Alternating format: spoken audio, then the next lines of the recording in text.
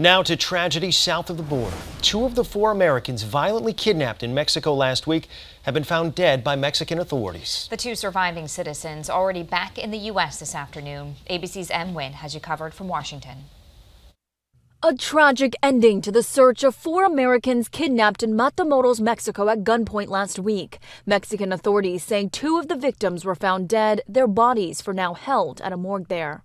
The State Department announcing the 2 surviving Americans are already back in the U.S. This video appearing to show the group as they were being kidnapped by heavily armed men and thrown into the back of a pickup truck. The 4 Americans have been identified as Shaeed Woodward, Latavia Tay McGee, Zindel Brown, and Eric Williams. McGee's mother, who previously said her daughter went to Mexico for a cosmetic medical procedure, telling ABC News in a phone call that the FBI informed her daughter is one of the survivors. I had to hold them all. I said, I'm so appreciated. I was thanking the Lord. I said, thank you, Jesus, a God.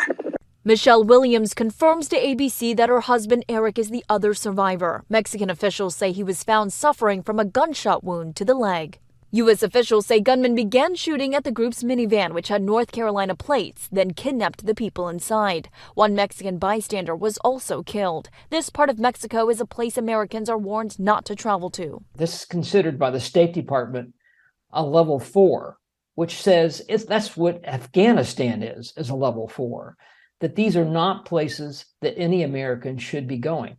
This incident highlighting the drug-related violence occurring south of the border among Mexican cartels. The DEA and the FBI are doing everything possible to dismantle and disrupt and ultimately prosecute the leaders of the cartels. Mexican authorities say at least 1 person has been arrested in connection to the kidnapping, adding the bodies of the 2 killed Americans will be transferred to the U.S. later today. M. Nguyen, ABC News, Washington.